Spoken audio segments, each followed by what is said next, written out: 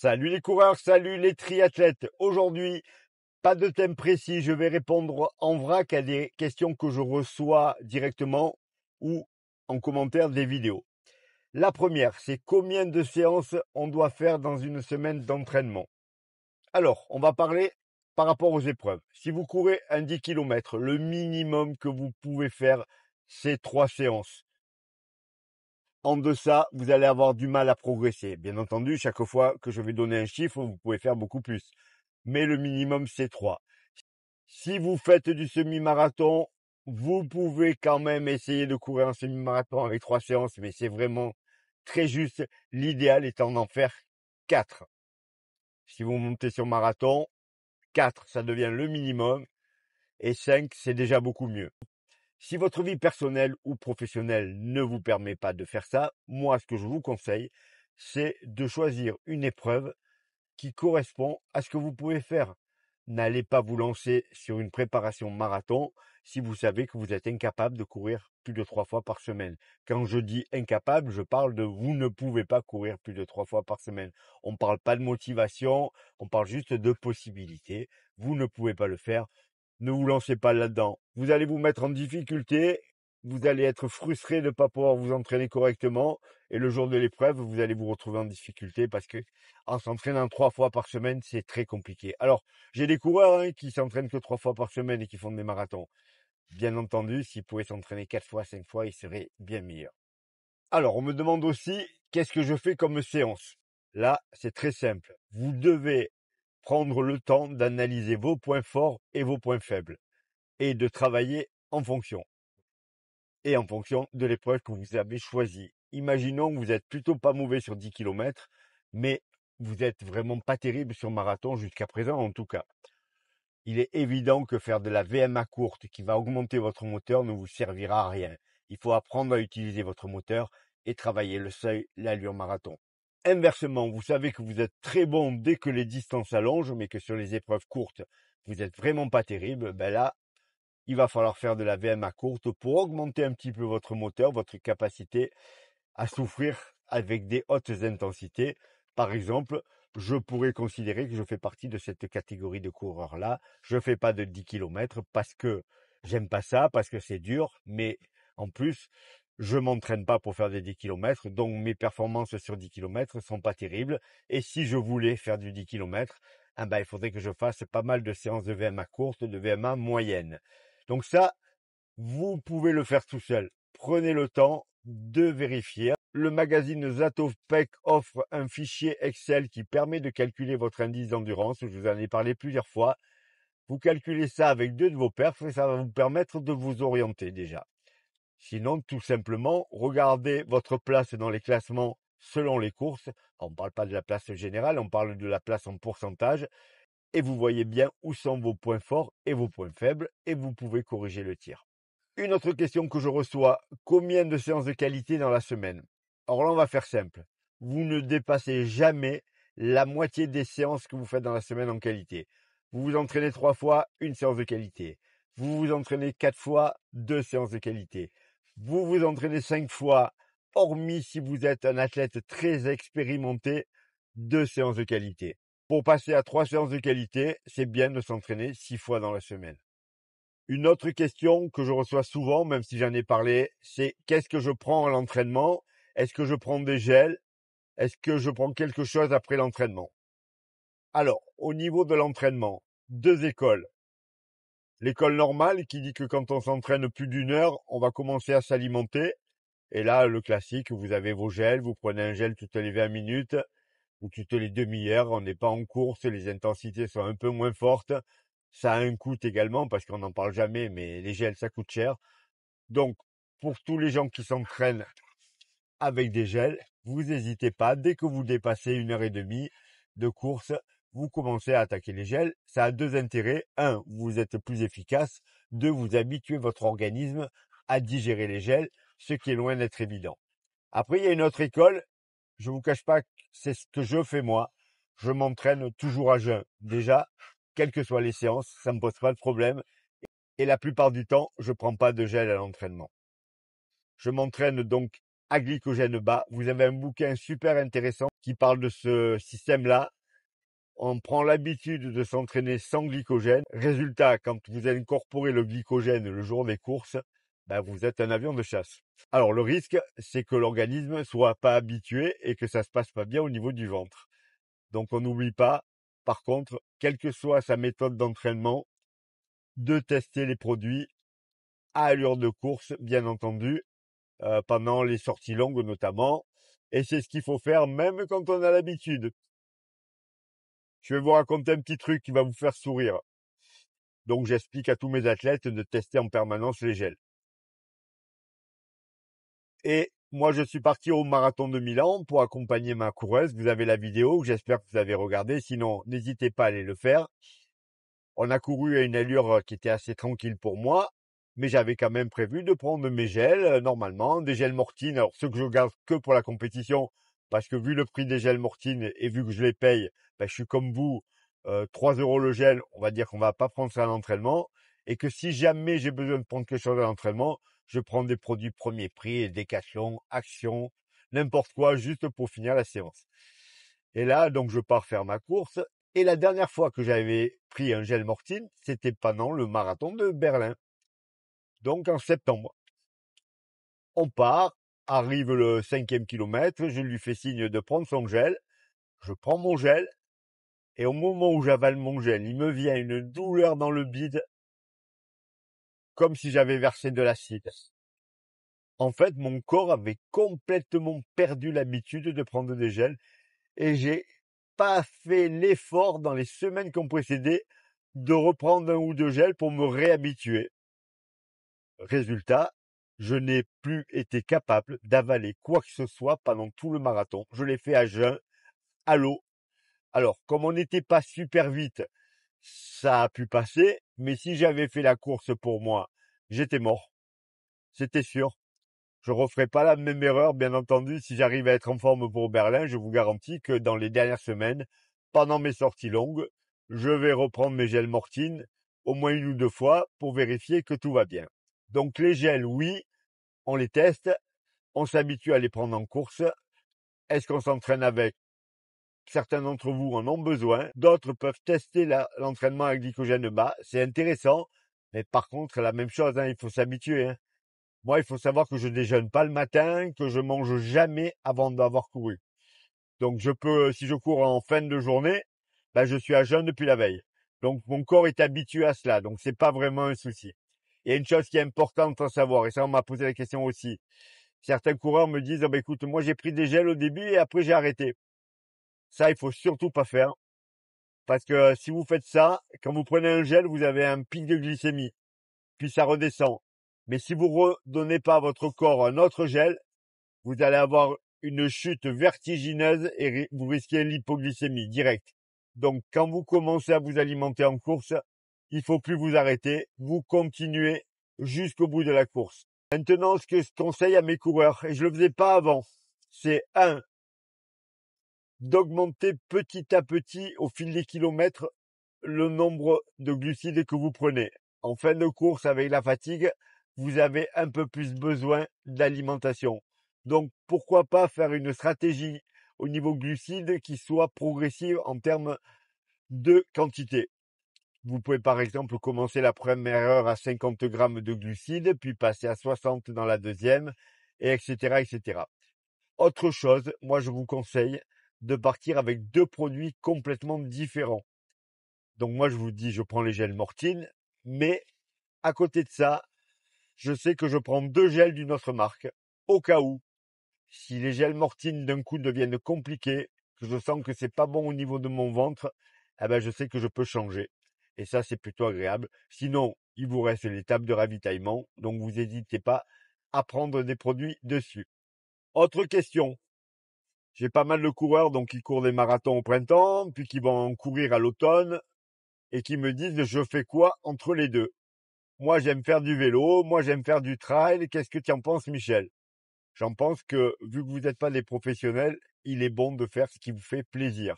C'est des sports d'endurance, même si pour moi ce sont des sports complètement différents. Le trail et la course route, ça n'a pas vraiment beaucoup de rapport. Par contre, au niveau cardiaque, vous allez bien bosser. Donc, si vous avez envie de vous faire une saison de trail, faites une saison de trail. Par contre, revenez assez vite sur la route, voire même conservez dans votre préparation de trail des séances de course à pied sur route pour pas perdre complètement l'habitude, pour travailler votre foulée, pour travailler certaines allures cibles qu'il est bon d'entretenir tout au long de l'année. La même chose si vous faites du vélo, même si vous faites énormément de vélo, rajoutez un petit footing, ça vous fera pas de mal et ça va vous permettre quand vous revenez sur la course à pied de vous retrouver dans de meilleures conditions. Je reviens sur les courses. La durée des préparations, ça c'est une question que je reçois très souvent. Combien de semaines pour préparer une épreuve? Alors, plus la course est longue, plus c'est intéressant d'allonger. Moi, j'ai l'habitude de dire à mes coureurs pour préparer un 10 km, 6 à 8 semaines, c'est très bien. Il arrive même parfois, si on sort d'une grosse prépa sur une autre distance, que faire 4 semaines, ça peut passer. Maintenant, 6 semaines, c'est vraiment pas mal pour le 10 km. On parle bien entendu de gens qui sont déjà en forme. On ne parle pas de partir de zéro. Sinon, là, il faut beaucoup plus de temps. Pour le semi-marathon, 8 semaines minimum, c'est bien. 10 semaines, voire 12 semaines. Alors 12 semaines, c'est long pour un semi-marathon, mais ça permet, comme vous le verrez quand je vais parler du marathon, d'aménager des semaines beaucoup plus légères. Et pour le marathon, pour moi, le minimum du minimum, c'est 12 semaines. J'aime beaucoup faire 20 semaines, ça me laisse vraiment du temps pour préparer mes athlètes. À titre perso, c'est ce que je fais pour moi. Alors j'ai déjà fait plus, mais je me rends compte que si je dépasse 20 semaines, c'est très compliqué. Quand on parle de préparation, on parle entraînement et on parle aussi alimentation. Ça vous permet de vous mettre très vite dans l'idée de vous mettre à votre poids de forme. Et si vous avez beaucoup de temps, vous pouvez le faire de façon intelligente. Par exemple, donc je viens d'avoir mon dossard de Berlin, comme je vous l'ai dit dans une petite vidéo. Je remercie encore une fois les organisateurs, c'est vraiment top. Je leur ai écrit pour leur dire que j'avais pas de dossard, que j'aimerais bien participer, que ça serait sympa qu'ils me trouvent un dossard, et ils m'ont carrément invité par rapport à ma victoire de l'année dernière. Vraiment, j'ai trouvé ça génial. Donc, moi, je suis à 20 semaines du marathon de Berlin. J'attaque la prépa tout de suite et je vais attaquer l'alimentation qui va avec tout de suite. C'est-à-dire que déjà, depuis 3-4 jours, j'ai supprimé tout ce qui était inutile dans mon alimentation, c'est-à-dire tout ce qui est sucré, tous ces trucs-là. Et je vais réduire petit à petit les quantités, je vais supprimer le pain, etc., etc. Tout ça pour descendre tranquillement. Alors, je suis pas hyper lourd. J'ai déjà attaqué des prépas plus lourds, mais je dois être à 77 kilos, 76 kilos.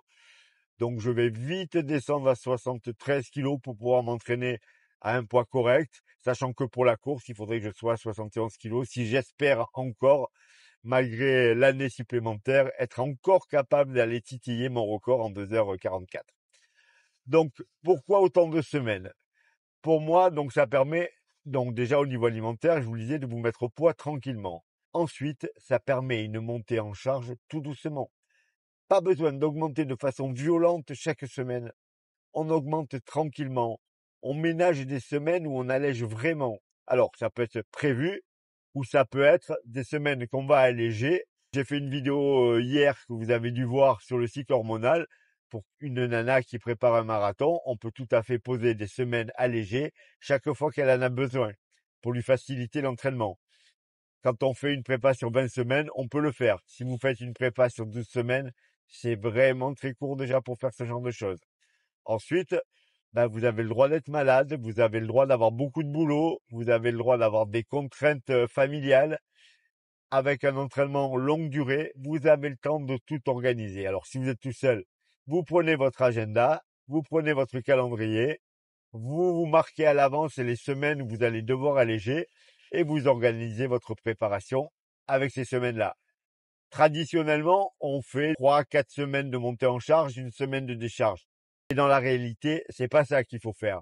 Il faut positionner vos semaines de décharge en fonction de votre vie perso sur votre agenda et vous planifiez l'augmentation de charge en fonction de ça. Et s'il faut faire 6 semaines d'augmentation de charge et une semaine de décharge la 7e semaine, eh ben, vous faites comme ça parce que c'est beaucoup plus intéressant pour vous. Parce que si vous faites une semaine de décharge la 5e, vous allez devoir en refaire une la 7e. Donc ça, c'est vraiment important. Donc, allongez les préparations. Mais par contre, prenez votre temps pour augmenter petit à petit les volumes. Alors, moi, au niveau intensité, par contre, je travaille tout de suite aux bonnes intensités, même si j'ai des kilos en plus, même si j'ai pas le niveau pour courir à la bonne allure, parce que justement, si j'envisage de courir par exemple le marathon en 2h44 dans 20 semaines, c'est-à-dire de courir à 15,5, c'est-à-dire d'être à 15, c'est-à-dire d'être à 3,53, 3,54 au kilomètre environ, bah aujourd'hui, quand je fais 3 fois 5 minutes à cette allure-là, je les passe quand même si j'ai les kilos en plus, bien entendu. Donc, en augmentant petit à petit la longueur des séances, ben, ça va passer tout seul, puisqu'en même temps, je suis plus en forme, mon poids descend. Alors, il y a d'autres personnes qui fonctionnent différemment, c'est pas du tout ma méthode, où l'allure va varier au fil des semaines. Vous savez que la méthode que j'ai mis en place depuis 20 ans et que j'utilise pour tous mes coureurs et qui marche vraiment super bien, notamment sur marathon, c'est de travailler énormément l'allure course pour rendre votre corps plus efficace à cette allure, plus économique. Donc c'est pour moi, c'est beaucoup plus efficace de faire 3 fois 5 minutes à la bonne allure en début de prépa que de faire 2 fois 15 minutes par exemple, mais une allure plus réduite qu'on n'utilisera plus ensuite. Alors moi, je sais que cette méthode, elle marche super bien avec 95% des coureurs que je prépare. Là, c'est quand même quelque chose d'impressionnant. Donc, bien entendu, je ne changerai plus cette méthode-là. Il y a peut-être d'autres méthodes qui marchent aussi, mais en tout cas, pour avoir testé beaucoup de choses, pour moi, c'est ce qu'il y a de mieux. Donc, préparation longue qui permet de mettre tout ça en place. Certains d'entre vous m'ont parlé aussi de coupure annuelle. Est-ce qu'on doit faire une coupure annuelle? Bah, écoutez, si vous pensez que vous en avez besoin, oui. Si vous êtes un athlète de très haut niveau, encore plus. Si vous entraînez 12, 14 fois par semaine, toute l'année, avec des objectifs incroyables, ah oui, vous avez besoin de vous ressourcer par moment et de faire autre chose, de couper complètement. La plupart du temps, quand on s'entraîne 3, 4, 5 fois par semaine, on n'en a pas besoin physiquement. Si vous en avez besoin moralement, par contre, ben, vous n'hésitez pas à le faire, hein. Je vous rappelle que vous faites ça pour vous faire plaisir. Donc, si vous avez envie de vous arrêter, vous vous arrêtez. Dites-vous tout simplement que si vous vous arrêtez 4 semaines, ben, il va vous falloir 4 semaines pour vous remettre en forme. Vous calculez ça, que l'arrêt soit pas trop long non plus. Si vous arrêtez 6 mois, là, c'est plus compliqué. Mais franchement, une semaine, alors là, c'est transparent. 15 jours, bah écoutez, pourquoi pas. À partir de 3 semaines, ben oui, la reprise, elle va être un peu plus compliquée. Mais si vous avez envie de faire ça, vous n'hésitez pas. J'ai eu des questions sur les compléments alimentaires. Est-ce que je dois en prendre? Alors là, écoutez, partout, on voit qu'il faut complémenter son alimentation, surtout si on mange pas bien. Si vous mangez sainement, je vous dirais que vous en avez moins besoin. Si vous mangez un peu n'importe quoi, bah, vous pouvez avoir des carences et oui, vous pouvez compléter. Faites des cures, pourquoi pas. Est-ce que je le fais moi? Je vais être honnête avec vous, très peu. J'y arrive pas. J'arrive pas à penser à prendre tous les matins ma vitamine C. J'arrive pas tous les matins à prendre quelques petites gélules qui me feraient du bien. Je suis vraiment pas médicament de base et complément alimentaire non plus. Alors, avec les tendinites, avec les trucs comme ça, je me force avec le silicium, avec le magnésium, mais même là, je suis pas régulier. Donc là, je suis un mauvais exemple. Et ne me dites pas, mais Michel, si tu prends rien, vu comment tu cours à 60 ans, ça sert peut-être à rien. Peut-être. Là, je peux pas. Je peux pas vous conseiller. Il y a des gens qui jurent que par certains produits. Moi, je vous cache pas que je prends pas grand-chose, voire même rien du tout pendant des prépas entières. Peut-être que si je prenais, je serais encore meilleur. Je ne sais pas. Est-ce que je mange bien? Pas non plus excessivement bien. Alors, je mange pas de trucs gras, je bois pas d'alcool, je fais pas tout ça, mais par contre, je mange quasiment pas de légumes. Je mange un peu des fruits, mais quasiment pas de légumes. Moi, quand je mange des légumes, je suis plutôt malade au niveau du bide. Donc, j'en mange très très peu. Donc, vous voyez, je suis un peu atypique. Je vais vous dire, ne faites pas ce que je fais, mais faites ce que je dis. Donc, oui, vous pouvez vous complémenter. Peut-être pas toute l'année. Faites des cycles. Quand vous achetez un produit, ben, vous pouvez lire la notice. Quand il y a écrit cure de 15 jours, vous faites une cure de 15 jours et puis vous arrêtez 15 jours. Donc, vous pouvez faire comme ça. Après, toujours pareil. Tout a un coût. Moi, je dois vous dire que souvent, que j'ai pas acheté des compléments alimentaires au départ parce que ça coûtait de l'argent et que j'avais pas à dépenser là-dedans tout bêtement. Donc, on va dire, ça dépend aussi de votre budget. On va pas acheter des compléments alimentaires si on n'arrive pas à remplir correctement son caddie pour faire ses courses. Écoutez, j'ai répondu à pas mal de petites questions, alors un peu dans tous les sens. J'espère que vous avez trouvé quand même quelque chose à écouter. Voilà les coureurs, voilà les triathlètes. Vous n'oubliez pas, vous likez, vous partagez et vous vous abonnez. Si vous avez des copains qui courent ou des copines qui courent, n'hésitez pas à leur faire voir mes vidéos. Je pense que vous avez quand même pas mal d'informations à l'intérieur. Vous en avez près de 800 maintenant. Je poste 2 à 3 fois par semaine depuis près de 2 ans. La chaîne continue de grossir. Encore merci pour tout ça. Je pense que mon C4, on sera à 100 000 abonnés. C'est génial. Ben voilà. Donc, on continue.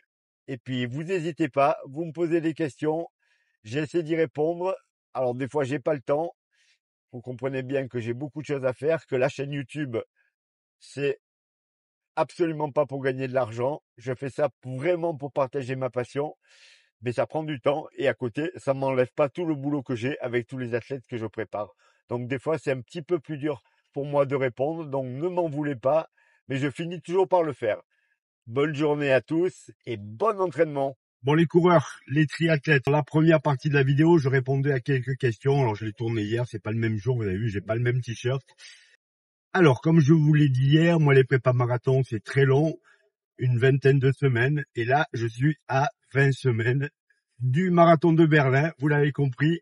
C'est le début de la préparation. Vous filmez tout ça, bien entendu, au fil des semaines. On va commencer aujourd'hui par une sortie longue. Alors, je la fais sur mon parcours habituel, sur ma piste cyclable, comme ça j'ai mes repères.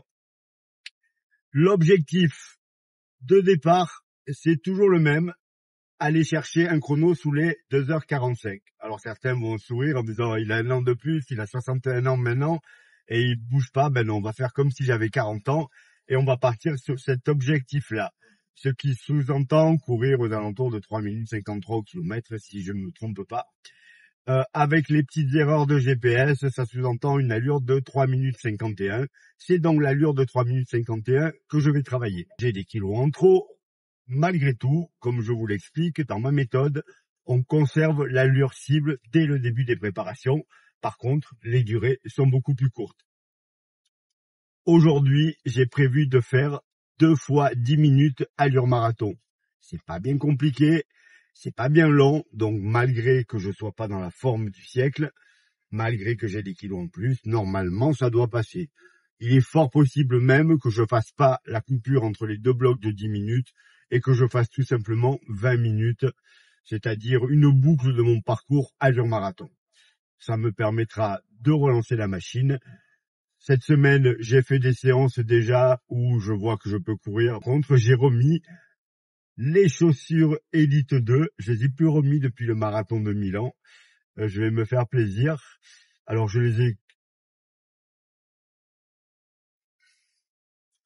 elles vont me faire toute la prépa.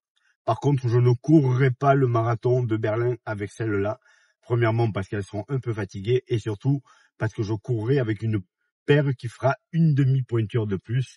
Là, j'avais pris 44,5 comme mes Pro 3, mes Pro 4, comme mes Elite 1 et franchement, elles sont un peu plus serrées, donc je prendrai une paire de 45.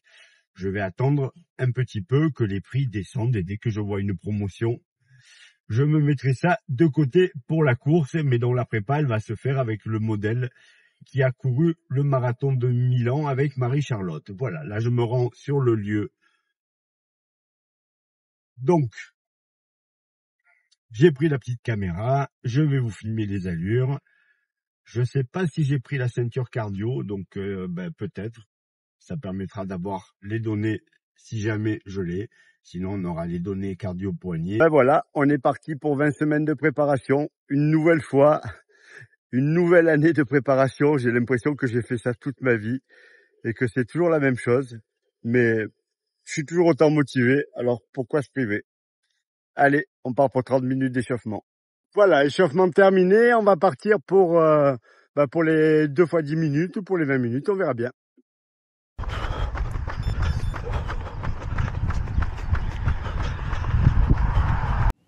Comme d'habitude, j'ai accéléré la séquence pour que vous ne vous tapiez pas les 10 minutes. Alors, vous allez voir que très vite, je me cale à la bonne allure. Je suis à 3,49, donc environ à ce qui était prévu, puisque j'avais prévu 3,50 dans le parcours. Toujours le même, là c'est faux plat légèrement descendant. Par contre, j'ai un petit vent de face. Ma fréquence cardiaque, elle monte assez vite et elle va se stabiliser aux alentours de 160 pulses, ce qui est quand même plutôt pas mal en ce moment de la prépa puisque je débute et que j'ai les kilos en plus. Elle va continuer à monter tout au fil de la séquence pour arriver, je crois, dans le deuxième bloc à 166. Donc c'est un petit peu haut pour un début parce qu'il faudrait que je sois plutôt à 160, mais c'est pas vraiment important. Là, le but, c'est vraiment de travailler la bonne allure pour me réhabituer à courir à un peu plus de 15 km/h sans beaucoup de souffrance. Rien de spécial à dire, ça se passe normalement, j'accumule les kilomètres sans aucune difficulté, je dois dire. Je vais m'arrêter au bout des 10 minutes parce que je sens que le cœur monte encore un petit peu. Là, vous voyez, je suis à 166, 167. C'est largement suffisant puisque ça correspond plus à une allure de fin de marathon. C'est pour ça que je vais couper, comme c'était prévu d'ailleurs au départ, la séquence en 2 fois 10 minutes et non pas 20 minutes consécutives comme j'ai envisagé de le faire. Bon, j'ai fait le premier bloc et je coupe parce que c'est un peu trop dur. Comme je respecte l'allure, je préfère faire ça tranquille. Donc petite récup, je repars en footing là et on reprend pour les 10 dernières minutes. Allez, même chose, on repart, la même allure que j'aurai aucun mal à tenir sur les 10 minutes, 3,48, 3,50, 3,51, ce qui est très très bien. Alors là, je suis dans une partie qui est un peu plus facile. Ça descend un tout petit peu, enfin, c'est du faux plat descendant. Vous avez un petit pourcentage que vous trouvez sur la droite de l'écran qui correspond à peu près à la réalité. Donc vous voyez, ma fréquence cardiaque, elle est un petit peu plus haute que tout à l'heure. C'est normal, c'est le deuxième bloc. Comme je vous disais, c'est plutôt une fréquence cardiaque pour moi de fin de marathon. Mais là, l'état de forme ne permet pas de faire mieux. Par contre, je sens bien que je pourrais continuer à courir comme ça un bon moment et que ça va pas monter beaucoup plus si je n'accélère pas. Alors au niveau de température, c'était pas extraordinaire, il faisait ni chaud ni froid, ce qui doit vouloir dire que pour moi, il doit faire une vingtaine de degrés, mais le ciel est pas très beau, donc c'est pas super agréable. Alors comme je vous l'ai dit en début de vidéo, c'est vraiment pas la séance du siècle, 2 fois 10 minutes allure marathon, c'est rien du tout. Mais ça remet dans le bain, ça rassure. Je vois bien que c'est une allure que je maîtrise tranquillement et ça me motive pour la suite. Déjà la semaine prochaine, on va faire un petit peu plus long et surtout on va reprendre les séances de qualité dans la semaine. Donc ça sera pour cette prépa une séance de qualité le mardi, une séance de qualité le jeudi et la sortie longue avec de l'allure marathon que je ferai soit le samedi, soit le dimanche. C'est passé, donc j'ai fait 2 fois 10 minutes, c'était plus raisonnable. Parce que j'avais la fréquence cardiaque qui montait, comme j'ai mis la ceinture. Là, j'ai jeté un coup d'œil, parce que je sentais que j'étais quand même dans un effort un peu au-dessus. Donc j'ai préféré faire une séance plus raisonnable, mais c'est pas mal. Ça fait plaisir de s'y remettre. Là, je pars pour 3 km de footing de récup, tranquille pour retourner à ma voiture. Bon, un petit débrief de la séance. Alors pour le moment, c'est des micro-séances, on va pas non plus faire 4 heures. Donc les 2 fois 10 minutes sont passées à la bonne allure. J'ai pas fait les 20 minutes d'affilée. J'ai fait la séance qui était prévue parce que j'étais pas non plus super à l'aise. Donc autant faire tranquillement pour la reprise. Mais il y a une chose qui est sûre. Et ça, je m'en rends compte à chaque fois. Là, j'attaque la prépa et vraiment, je suis trop content. J'adore ce moment où on se prépare pour les courses. Je me demande même si je préfère pas les préparations que les courses. Le moment où encore on est plein d'espoir, où tout est possible. Alors des fois la course se passe super bien, et puis des fois ça se passe moins bien. Mais quand la prépa se passe bien, quand vous faites toutes les séances, c'est vraiment un plaisir incroyable. Alors, il faut savoir que moi, je travaille énormément, 7 jours sur 7, 365 jours par an pour mes coachings, et que les moments où je cours, c'est vraiment les moments qui sont que pour moi. C'est-à-dire, je pense plus à mes athlètes, je pense à moi, et je me régale. Voilà, je me régale. Alors, il n'est pas encore super beau aujourd'hui, je sais que les beaux jours vont arriver, donc ça va être encore mieux. Mais c'était vraiment un moment agréable, et puis je suis content d'attaquer cette prépa pour Berlin. Bien entendu, j'espère que la course va bien se passer, que je vais arriver à faire ce chrono de 2h44, malgré les années en plus. Alors, je vous cache pas que j'espère de nouveau gagner à Berlin, même si je ne sais pas qui sera là pour la course. Il y a 4 coureurs qui sont entre 2,35 et 2,40, et ceux-là, je pourrai jamais aller les chercher, mais avec un peu de chance, ils seront pas à Berlin. Il ne faut pas oublier que Berlin, c'est à la sortie de l'été, puis il y a des coureurs qui vivent pas bien ça. Et l'année dernière, les coureurs plus forts que moi, ils étaient pas à Berlin, ils étaient à Valence, ils étaient à New York, ils étaient ailleurs, mais pas à Berlin. Donc ça sera peut-être le cas cette année. Après, il y a des gens qui montent dans la catégorie, qui étaient dans la catégorie du dessous l'année dernière. Donc on sait jamais non plus, il peut y avoir quelqu'un de très fort qui arrive, mais enfin, j'espère de toute façon être sur le podium, et si je peux gagner une deuxième fois, ça serait génial. Et si c'est pas le cas, c'est pas grave, parce que moi je sais que je vais tout faire pour. Voilà les coureurs, voilà les triathlètes, likez, partagez, abonnez-vous et entraînez-vous et soyez ambitieux sur vos objectifs. Comme disait Michel Blanc, oublie que tu as aucune chance, sur un malentendu, ça peut marcher. Juste un truc, j'ai oublié. Depuis le marathon de Milan, j'avais pas remis les Saucony Elite 2 et je m'entraîne avec des Saucony Endorphin Pro 4. J'avais complètement oublié à quel point ces chaussures, elles étaient hallucinantes. Voilà. Pourtant, les Pro 4, c'est des bonnes chaussures, hein. Or, moi, je m'en sers que pour les footings, je dois dire. Je les trouve trop souples, sinon. Mais alors, l'Elite 2, c'est incroyable. La façon dont ça vous renvoie vers l'avant, l'amorti qu'il y a sur ces chaussures, vraiment, nouvelle génération de chaussures, nouvelle sensation, vraiment, vraiment extraordinaire. Voilà, c'était juste ça que je voulais vous redire. Et je vous rappelle que je touche pas d'argent de Saucony et qu'ils m'envoient même pas de produits gratuits. Mais la chaussure, elle est incroyable.